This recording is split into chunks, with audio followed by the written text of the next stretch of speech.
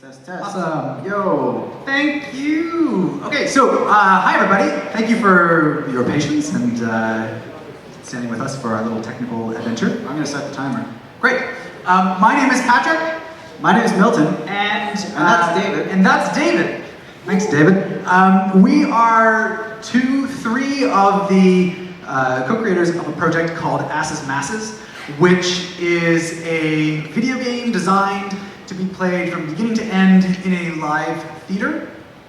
It's 7+ hours of an RPG meets adventure game meets a whole mashup of different genres to tell the story about a group of unemployed donkeys who have lost their jobs due to technological innovation and who are dead set on getting their jobs back. So what this is a game that is traveling the world into different theaters where an audience of 100, 150, 200 people share the responsibility of beating the game. We have specific negotiations that we cannot be kicked out of the theater until we beat the game. And it's all played one person at a time. So this might sound familiar as playing in the basement with your friends, just sharing the controller, trying to beat Final Fantasy VII. We have a trailer. The information is from our show in Toronto, so ignore that. We actually have Vancouver dates that we'll tell you about, but we'll start off by playing Donkeys.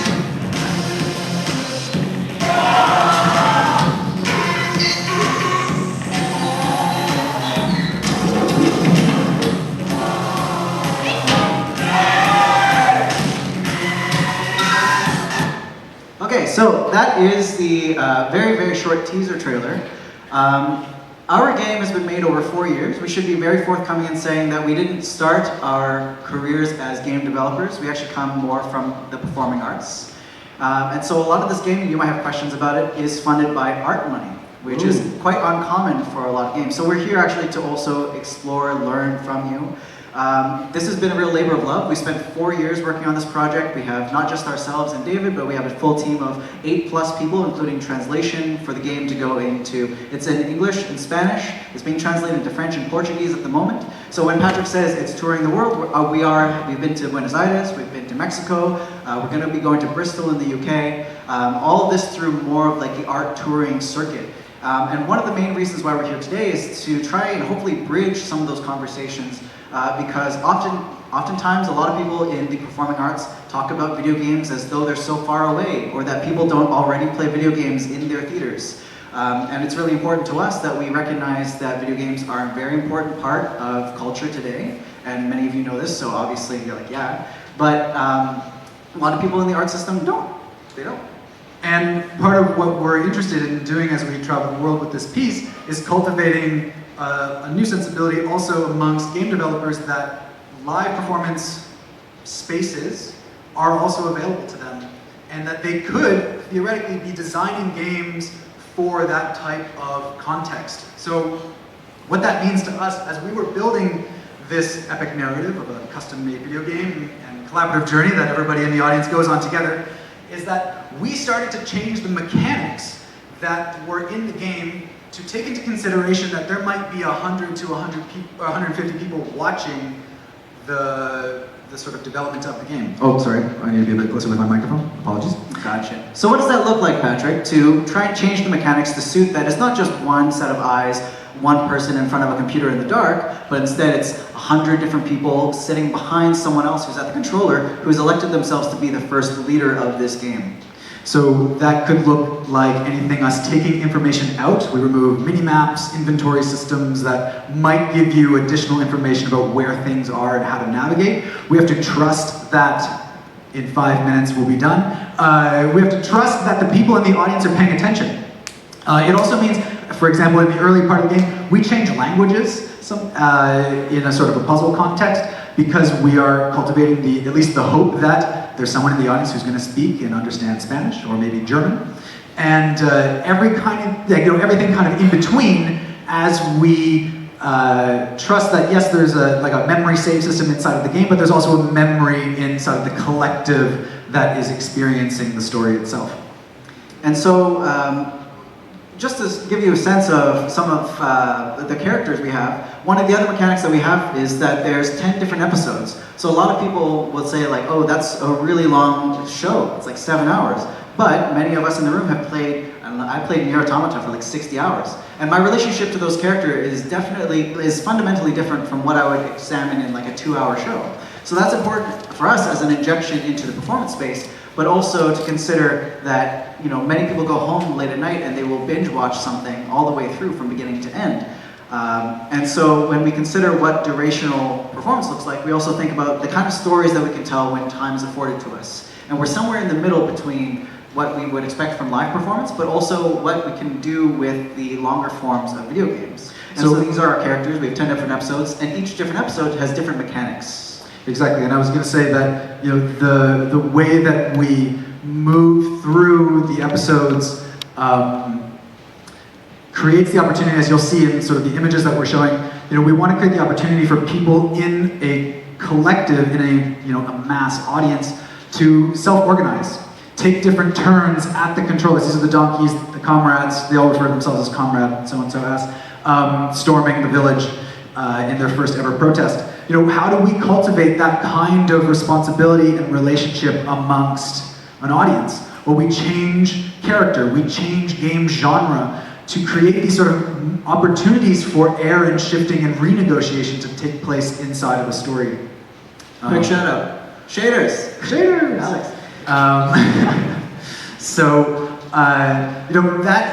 that is something that we're trying to come back to, recognizing that there was a moment when we had Couch Co-op that there was a real political opportunity, a real collaborative, socially transformative context that would take place in some of our basements or living rooms as we learned about how to share power.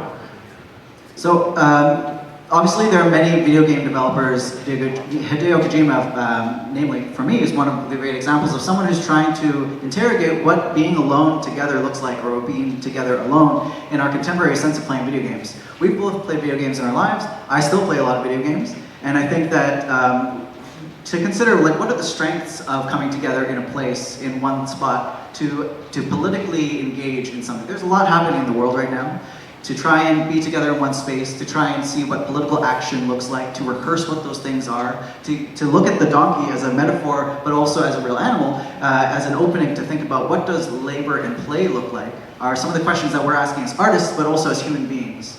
And I mean, here we are all together, sharing our games, bouncing ideas off, laughing, meeting new people, and that's really, something that we feel like is a strong part of the history of making video games as well. And the live performance circuit, a context that has prided itself on being where people come together, we think that video games also have a place in that dialogue.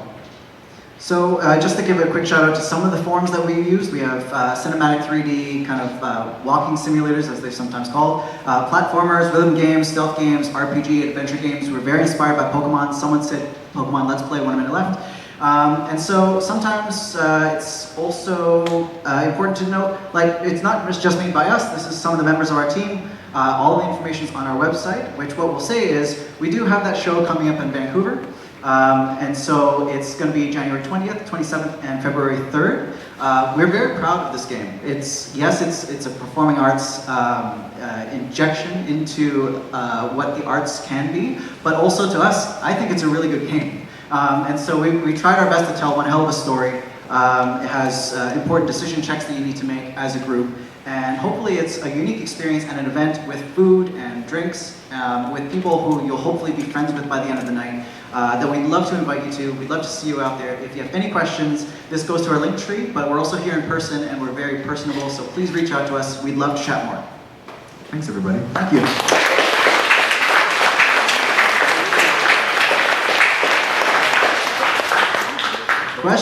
Question right there. Hi. Hi, how do you play test it?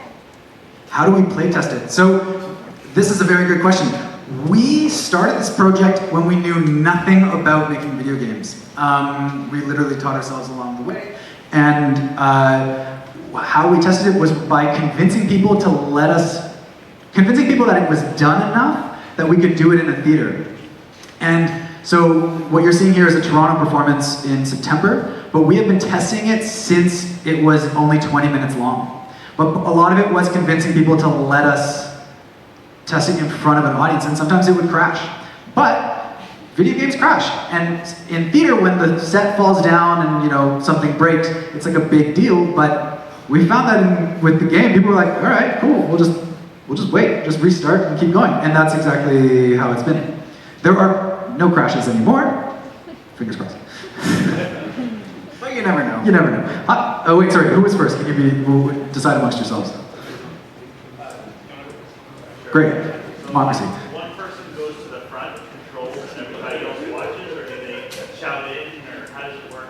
It's totally up to the audience. And so someone rated comes up and they become the first player. And then after that, it's really, sometimes we see a player stay up for a whole episode, sometimes they switch off every couple seconds. It's really up to the social negotiation. David?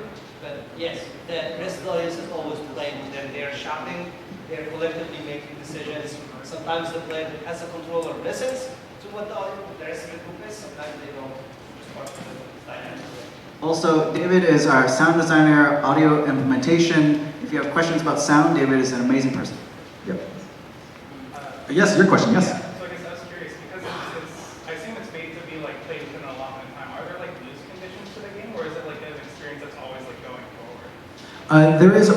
It is an experience that is always going forward in the sense that if something happens, like you die, we go down a new branch. Okay. And that is something important because we recognize in theater, one of the things that's great about theater is that death really means something. That character died on stage, and we move forward in the story with them dead. We don't go back.